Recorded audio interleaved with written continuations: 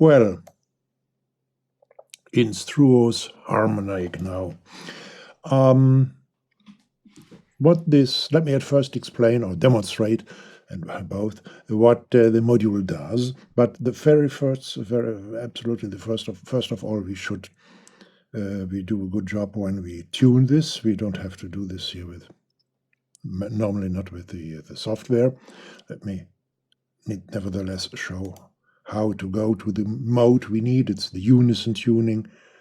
Just right click, go into the right click menu and choosing the unison tuning mode. But let's repeat. Let me reset it to quantizer mode. This is the mode it's by default. I'll say a little bit more about quantizer mode later. When we work with the hardware, we have to do it a little bit different, of course. There is no menu. We have to push and hold the diatonic button and push and hold the transpose button to come to this unison tuning mode. Okay, but we don't need to do so here. It's already in tune. The two other modes are the quantizer mode. Let me show it here, quantizer mode. This is the mode it is in by default, and this is also the mode which is the most important one for our purposes, for making generative music. The other mode, the performance mode, let me at least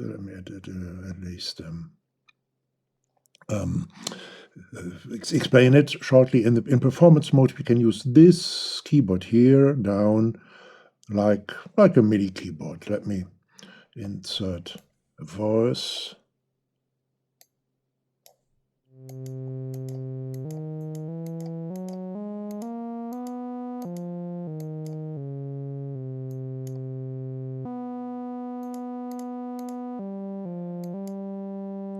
All right, but we don't want this. Let's go back to quantizer mode. What does it do? And this is the main thing for us here. We can feed a CV herein in this CV inject.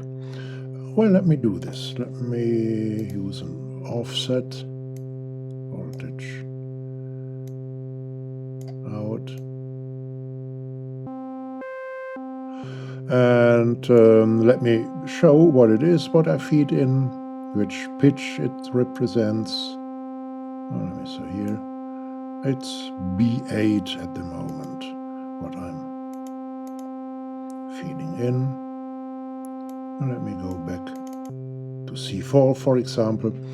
And at the outputs, at the four outputs here, I get four different notes. At first, the root output, the leftmost one, there I get what I feed in here. If I don't feed in anything, then I get to the default note C4 at the moment, because I've tuned the basal to C4. What you hear now is basal, and it doesn't change because it's by default C4.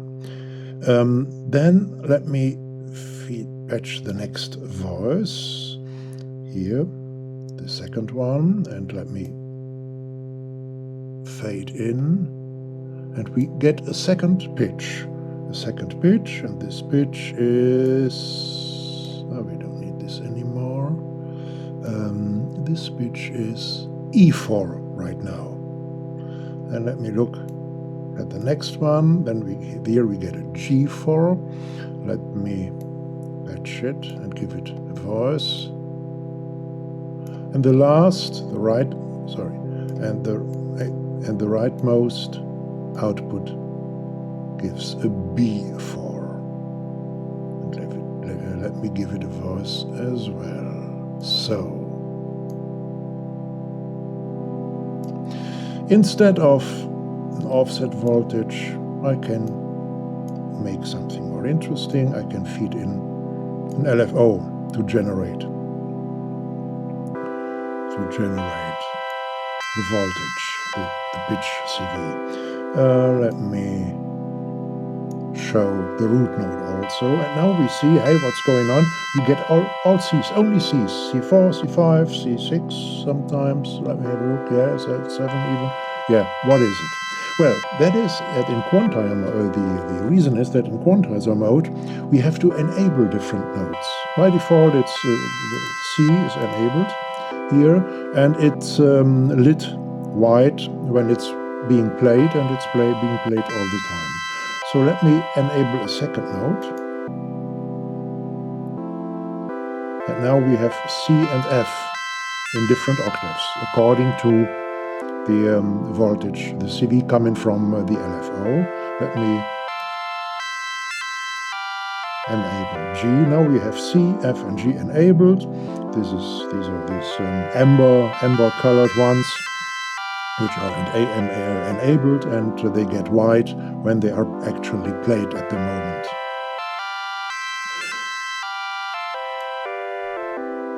We get all these four chord notes from this single changing, but single at a certain time pitch CV.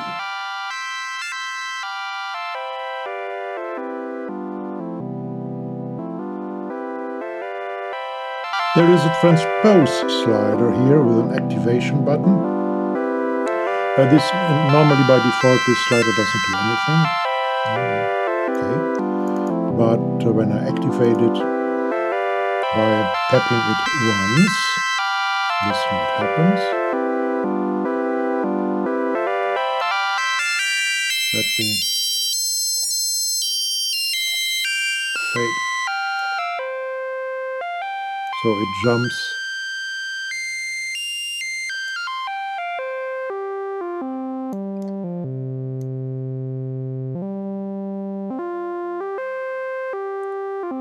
I get frequency jumps here. Now I tap it again. Nothing, back. But tapping it twice, the jumps get smaller from note to note on the chromatic scale. And when I tap it even again, I can fine-tune the whole thing. Very, very, yeah, well, sliding. There are no steps at all. But I don't want this now. I want it back to C.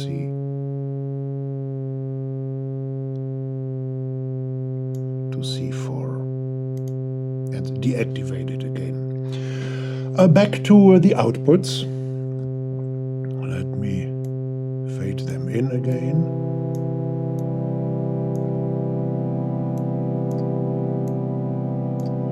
And let me feed in CV, pitch CV.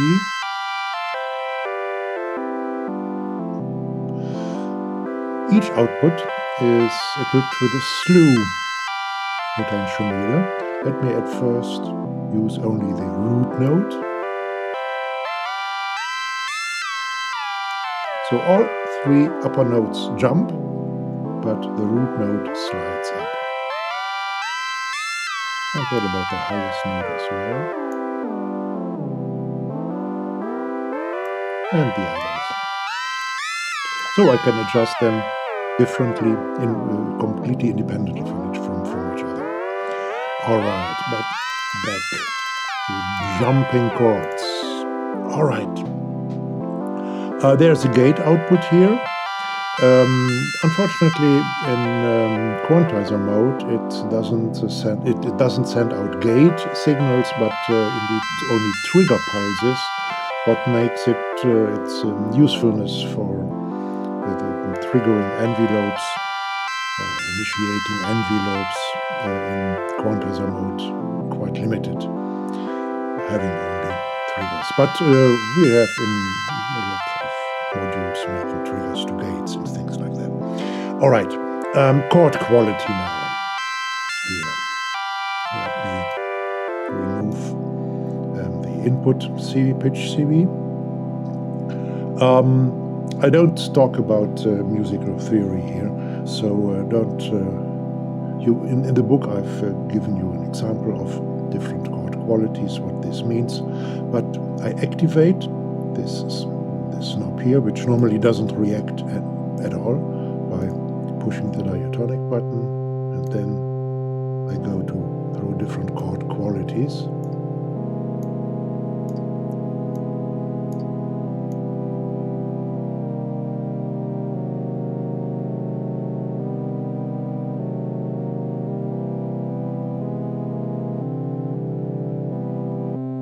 I can do this instead of manually by using CV, external CV as well. But something is important to know here. We have these 8 different chords, which we can make up, different chords. And we have 4 user-definable, user-programmable chords, but unfortunately, they are not yet programmable in the software version here in our VCV rack.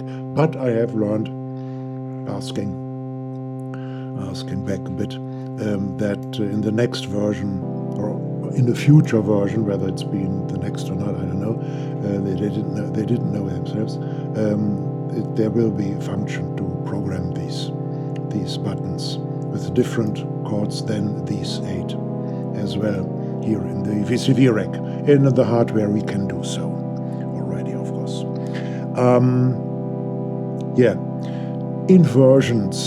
Inversion and voicing. What is a chord inversion? Okay, at least a little bit of explanation. Chord inversion. We have now the root chord. Let me show it.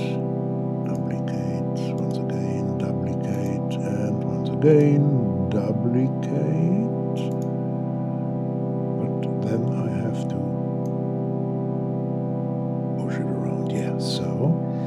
And input the root I have already. Second, third, and fourth. So we have C4, E4, G4, and B4 as a chord right now. Now I make the first inversion, and please look at C4 here. What's happening? It's going to C5. So in the first inversion, I do nothing else than taking the lowest note, the root note, and pushing it 1 octave up. The second inversion is pushing up also the second lowest pitch, second lowest note, and pushing it 1 octave up, so that now the formerly 2 lowest notes, root note and the first and the third, are now the highest ones. And you can imagine what happens in the third inversion. Even the fifth, the quint, is 1 octave up, and only B4 stays in its place. But now what is close and drop 1 and drop 3 and open? Well, now we touch 2 different octaves. This is octave 4 and these are octave 5. And so we can choose placing the notes closer to each other or wider. Let me show this. Now I've made them wider, covering even, or touching, not covering, touching even 3 octaves, octave 6, 5, and 4. And now I make it completely open, very wide from each other. The single notes C, E, G, and B are spread across 3 octaves and very wide to each other. Now the closest way to have a third inversion is this. So C5, C, E5, and G5, or C, E, and G are all in the same octave, and B is 1 octave lower, but B4 and C5 are only 1 half tone from each other. All right. Well, no, modes. Just at least to mention it. We have different modes. Again, in the hardware, I have to push buttons. I have to describe it in the book. Here in the software, I simply make a right click, and here are the modes I have. I can switch in through harmonaig too. Again, no musical theory here. There is a lot of musical theory on the web, and I've made very intensive, not that inexpensive, I have to admit, a workshop, 5 units, covering from at least half of a year, but mainly most of the people need a year to go through this workshop with individual service. All right, but that's something else. Instead of a musical theory, I just show you two open. Sorry, I show you two presets. First is a classical one, harmonaig 3. Where are you? Here is it.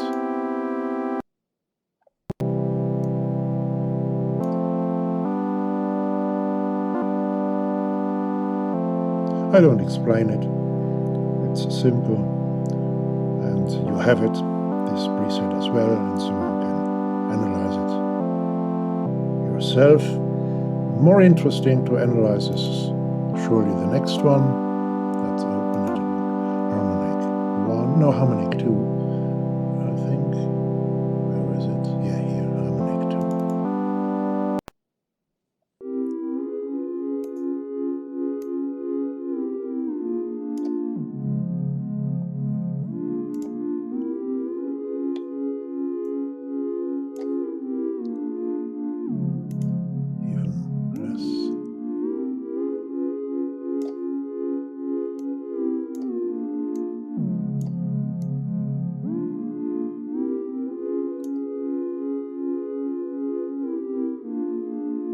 All right, that's so far about harmonaig.